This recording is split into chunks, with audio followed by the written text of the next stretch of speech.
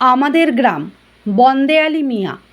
আমাদের ছোট গাঁয়ে ছোট ছোট ঘর, থাকি সেথা সবে মিলে, নাহি কেহ পর।